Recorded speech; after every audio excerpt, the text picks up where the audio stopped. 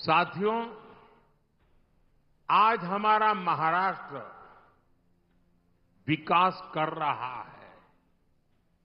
हमारा देश नए रिकॉर्ड बना रहा है, क्योंकि आज देश में गरीबों की चिंता करने वाली सरकार है। जब गरीब आगे बढ़ता है, तभी देश आगे बढ़ता है। इतने दशकों तक देश में कांग्रेस और उसके साथियों ने गरीबी हटाओ का नारा दिया, फिर भी गरीब रोटी, कपड़ा, मकान के लिए मोहताज रहा। लेकिन अब केवल 10 वर्षों के भीतर भीतर देश के 25 करोड़ लोग गरीबी से बाहर आए हैं।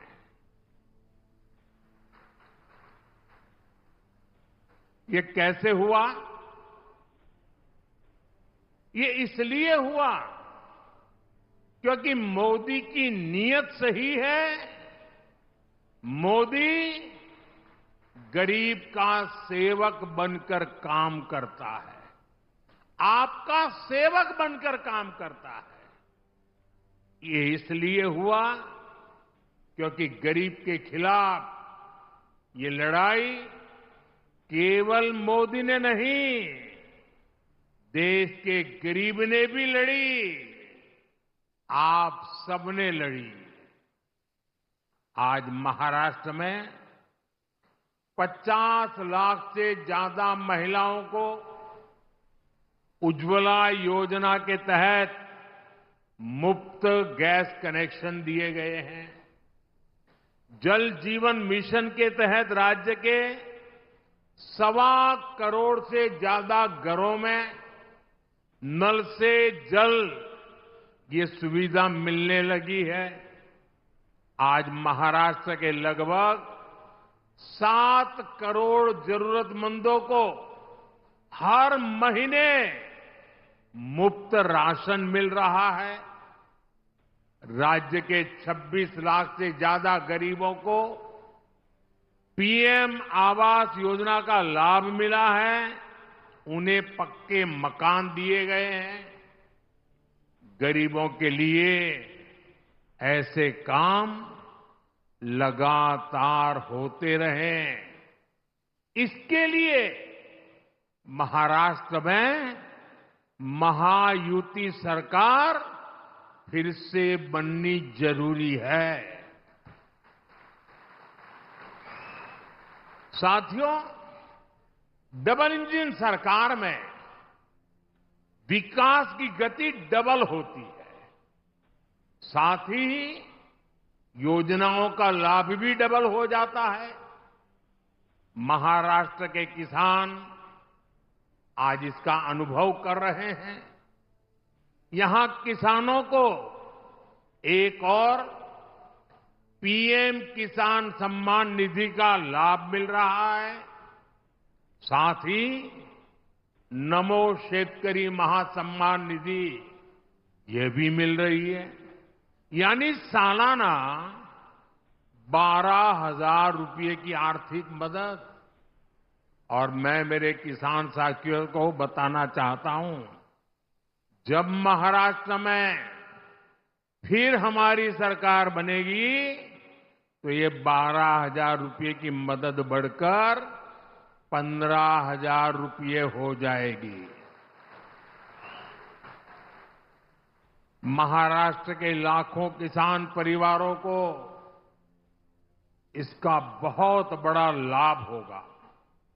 साथियों, यहां सोयाबीन, कपास, धान और दूध उत्पादकों को भी आर्थिक मदद दी गई है। पेट्रोल में इथेनॉल ब्लेंडिंग बढ़ने से गन्ना किसानों की आय में बढ़ोतरी हुई है। 10 वर्षों में करीब 80,000 करोड़ रुपए इथेनॉल की खरीद में किसानों को मिले हैं। देश का जो रुपया पेट्रोल खरीदने में विदेश चला जाता था, वो पैसा अब मेरे देश के किसानों को मिल रहा है, उनके पास जा रहा है। साथियों, मैं यहां के प्याज किसानों की भावनाएं भी समझता हूं।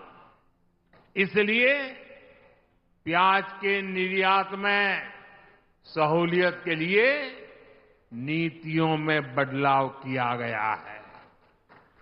साथियों, भारत की प्रगति के लिए महाराष्ट्र का तेजी से आगे बढ़ना बहुत जरूरी है। महाराष्ट्र आगे बढ़ेगा तभी भारत विकसित बनेगा। महाराष्ट्र किस स्पीड से आगे बढ़ सकता है, पिछले 2.5 वर्ष में महायुति सरकार ने दिखाया है। आज देश में आधुनिक इंफ्रास्ट्रक्चर के प्रोजेक्ट्स में महाराष्ट्र बहुत आगे है। यहां हाईवे और एक्सप्रेस वे बन रहे हैं। आधुनिक टेक्नोलॉजी से जुड़े क्षेत्रों में महाराष्ट्र में निवेश हो रहा है। लेकिन आप मुझे बताइए, अगर कोई सरकार ये काम रोक दे तो क्या महाराष्ट्र आगे बढ़ पाएगा? हाथ तो हिला रहे हो, मुंह से भी तो बोलो। क्या महाराष्ट्र आगे बढ़ पाएगा? महाराष्ट्र के युवाओं को क्या रोजगार के अवसर मिल पाएंगे? अगर ये काम रुके तो महाराष्ट्र काफी पीछे छूट जाएगा। कांग्रेस और उसके साथी यही चाहते हैं, उनका यही एजेंडा है। महाराष्ट्र में कोई भी बड़ा काम होता है, ये लोग उसका विरोध करने के लिए मैदान में आ जाते हैं। इन्होंने अटल सेतु का विरोध किया, इन्होंने वाटवन पोर्ट पर भी रोक लगाने की कोशिश की, इन्होंने मेट्रो परियोजनाओं को लटकाया। अघाड़ी वालों ने समृद्धि महामार्ग का काम ठप करने का प्रयास किया।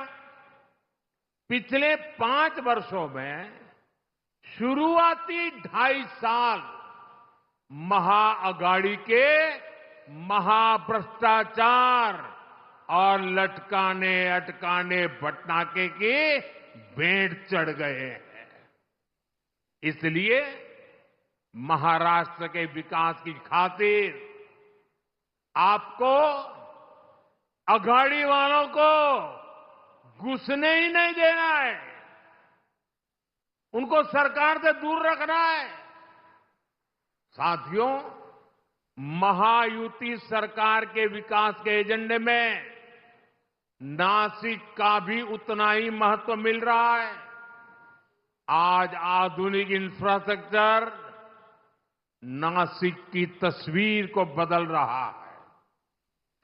आज यहां जो हाईवे बन रहे हैं, ट्रांसपोर्ट के साधन तैयार हो रहे हैं, उनका बहुत बड़ा फायदा 2026 के कुंभ में भी मिलने वाला है। नासिक का आईटी पार्क बड़ी संख्या में युवाओं के लिए रोजगार के अवसर तैयार करेगा।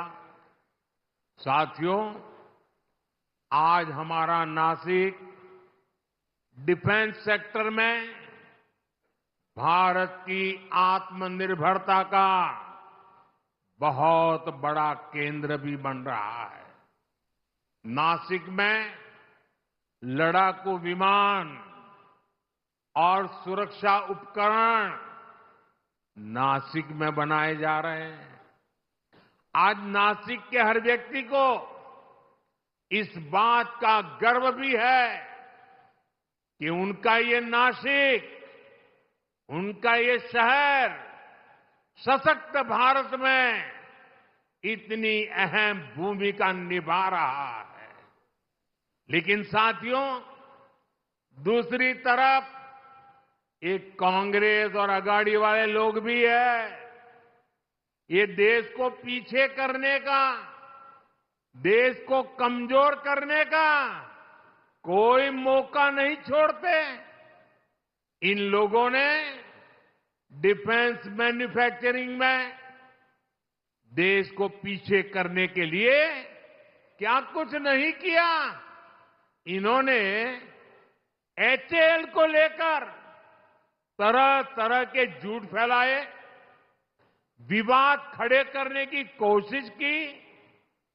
इन्होंने फैक्ट्रियों के बाहर धरना प्रदर्शन करवाए, कर्मचारियों को भड़काने की कोशिश की।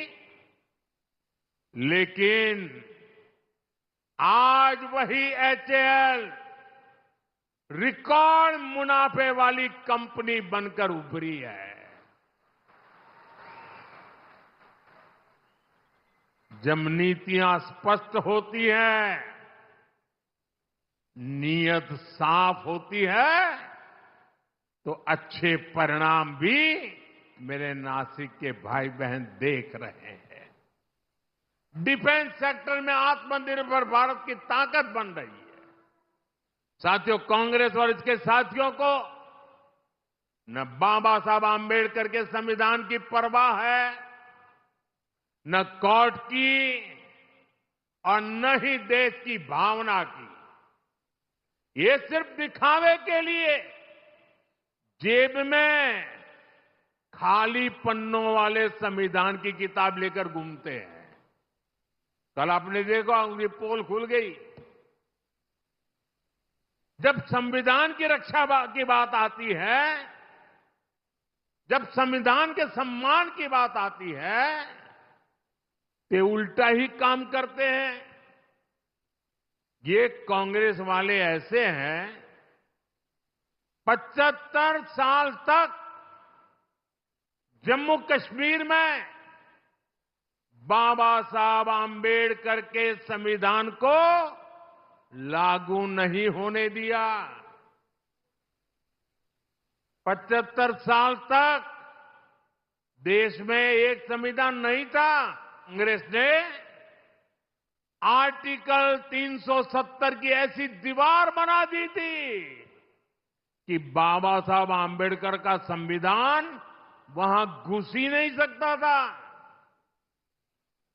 भाजपा एनडीए ने आर्टिकल 370 को हटाया और एक देश, एक संविधान लागू किया। और मेरी बाबा साहब आंबेडकर को सबसे बड़ी श्रद्धांजलि है।